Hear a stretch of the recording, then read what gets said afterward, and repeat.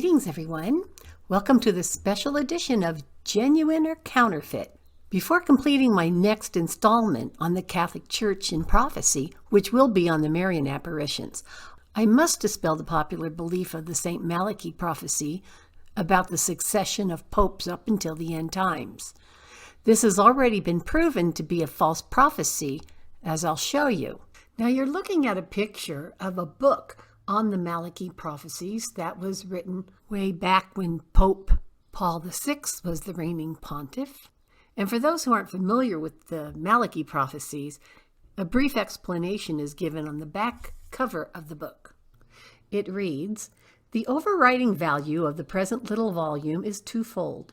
These prophecies are extremely accurate, and there are only 4 more after Pope Paul VI yet to be fulfilled, according to the prophecies, before the end of time.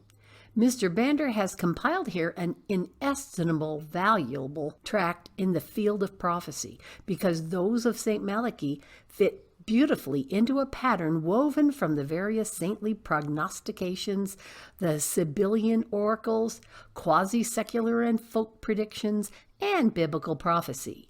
The pattern becomes highly discernible upon reading other of the current works on Catholic prophecy.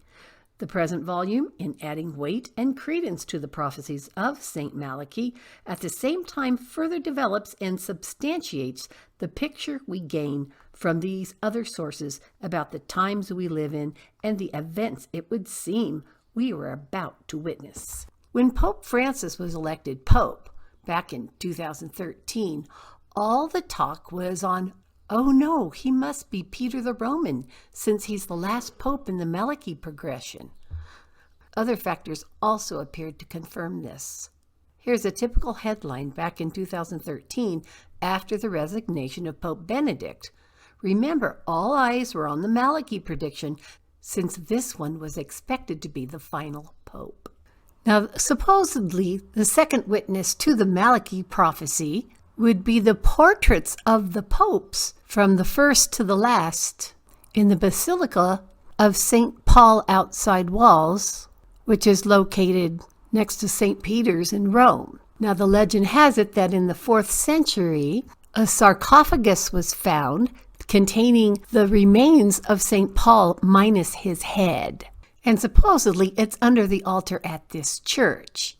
That is a ghoulish tradition of the Roman Catholic Church for churches to be built upon dead men's bones and all uncleanness. I'll let this sightseeing tour agency explain this prophecy. And this is from the website of romesightseeing.net. Malachy was a Benedictine monk who lived in Ireland in the 12th century. 400 years after his death, a document attributed to him was made public. On this ancient parchment, he described all the future popes, starting with Celestine II, his contemporary, with brief but incredibly faithful annotations. Malachy stated that after Celestine, there would have been another 111 popes. After the last pope of this list, the church will come to an end and possibly the world will follow. Incredibly, the circles featuring the portraits of the popes in the Basilica from Celestino onward are actually 111, and the last one is occupied by the portrait of Pope Francis. Sounds pretty ominous. That would make Pope Francis the last pope before the end.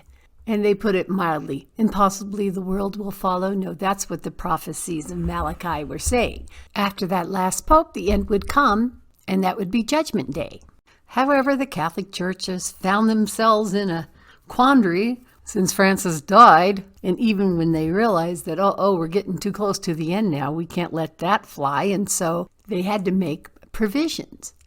Now here's a statement from another website of another local Catholic tour agency in Rome that gives you more details. This huge church has one of the most unique things in the whole city: the portraits of the popes.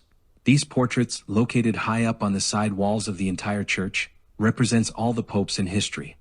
They start with St. Peter and end with Pope Francis. There are 266 portraits on the walls. There are empty spaces on the wall for future portraits, but they are running out. The legend says that once the spaces for the portraits of the popes inside St. Paul's Basilica are finished, the church will cease to exist, and as a consequence, the world is doomed to end. At the moment, there are 26 spaces left. It seems we still have a little time before the end of the world. Okay, no worries.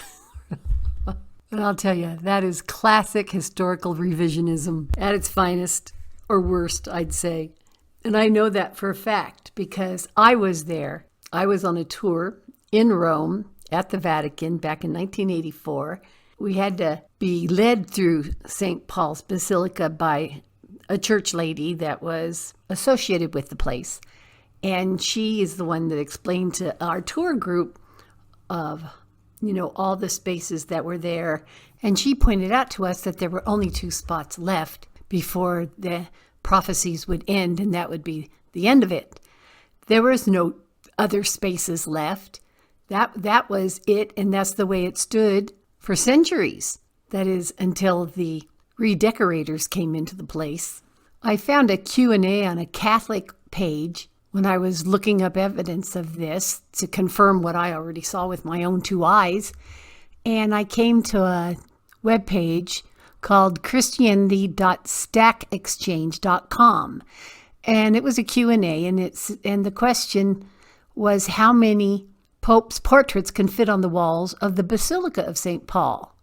And that was the subject, and the person asked, what I'm wondering, and this is not wholly idle speculation, because maybe when they run out of space, we'll be at the last pope, and that'll mark the eschaton, close parentheses, is how many spaces do they have left? And is there a plan for where they'd put popes if they do run out of space? The answer. Many years ago, while visiting this basilica, I wondered if the empty medallions of the popes would in fact ever be filled in. After all, legend has it that when the last one is filled in, the end of the world would be imminent. Personally, I don't believe this, but when I visited the basilica in the 1990s, there were only 2 empty spots. So it is obvious that every so often they increase the empty medallion spots in order to create room for future popes. I am unaware if there is any more room for any more empty future medallion spots, but the walls must be very close to being filled in, if not full. There are at present 8 empty medallions left. So when he wrote this, several years ago, they had 8 spots, and then just now they're reporting that they have 26 spaces. So I don't know where they're putting all these extra spaces. Maybe they have an annex attached to the basilica where they can fit these in. But again, they try to save face, but they'll never come out and apologize for misleading. They're the 1 billion, supposedly, Catholics on the planet. Now you're looking at the cover of a book, Yves Dupont. He wrote Catholic Prophecy. Now this was originally published by Thomas Nelson in 1970. The publisher writes in the beginning under the title About the Author, says that Yves Dupont was born in 1922 in Paris, where he spent his childhood. It goes on to say how he fought for the French colonial army in North Africa back in 1941. After the war, he lived several years in Paris and then left France for Australia, where he currently lives with his wife of English birth. Well, of course, if he was alive today, he would be 103. But in 1938, at the age of 16, the author read his first book of prophecy. It predicted the death of Pope Pius XI for the spring of 1939. When this prediction came about, he decided to investigate prophecy more thoroughly. And in presenting the present volume, Mr. Dupont states that he has had enough material for 4 such books. The response this one receives will determine his authoring others. So anyway, the actual Thomas Nelson found this man's research to be worthy of publication. And this is the book that many of today's Catholic commentators refer back to. It's also where most people get their information about the Malachy Prophecies, because that is included in this book. So this is a quote from this book, pages 19 and 20. Saint Malachy, 12th century. Following is a list of the last popes according to a prophecy attributed to Saint Malachy. Each pope is designated by a short motto. It has given fitting descriptions of every pope since the 16th century when it was discovered. Well, I won't go into the entire list. We'll just start with Pope John the 23rd, who was the Pope who opened up Vatican II back in the 60s. Pope John the 23rd, shepherd and sailor, was mostly concerned with pastoral problems. This pope came from Venice, the sailor's city. He also set the church on a new course. Pope Paul VI, flower of flowers, uncertain significance. The flower of flowers is the lily which the Pope's coat of arms is said to feature, but it may also mean martyrdom. Okay, well, Paul VI was still alive when this book was published, and so he thought this quatrain, is what I would call it, reminds me of Nostradamus in its unclear, maybe even distorted symbolism. But anyway, he was still alive at the time, and as it turned out, he was not martyred. He died of natural causes. And then the next one in line would then have been Pope John Paul I. And this is how this book describes the Pope following Paul VI. From the midst of the moon, often translated from the half of the moon, the biblical symbolism of the moon is the worldly kingdom or the temporal order. He may be elected at a time when the forces of Satan, the prince of this world, have virtual control of the entire earth via their secret government, possibly even influencing the papal election so that an agent of the world antichrist government is elected pope. That's pretty funny. I think that guy lasted a week or so. I don't think he had much time to do any of Antichrist's devious agenda. Okay, so the next one is John Paul II. And of course, remember, this is all written before he was even elected Pope. Let's see how accurate Malachy was on this Pope. Of the labor of the sun. This is the same symbol as that of Apocalypse 12 verses 1 through 5 of a woman clothed with the sun in labor to give birth to a son who subsequently rules the earth with a rod of iron. This figure represents a highly disputed papal election. Pretty much baton zero. This was not a disputed pope. In fact, this one has already been canonized a saint. So I don't see where this fits in at all. In hindsight, they might have switched things around or something in order to make it fit, but prior to his election, total fail. Okay, the next one in line would be Benedict the 16th. Let's see how this prophecy applies to him. Of the glory of the olive tree may refer to the glorious period of peace under the great king wherein the church is consoled and succored as with the balm of the olive, but it may also refer to the rising power of Israel the olive. Well, there you go. They're still looking for that great monarch to come. Well, I don't think he showed up during the pontificate of Benedict the 16th. So after he stepped down, the next pope in line would be Pope Francis, the Petrus Romanus, Peter the Roman. That's the line of succession Francis would have been in, and that's the end of the line, according to Malachy.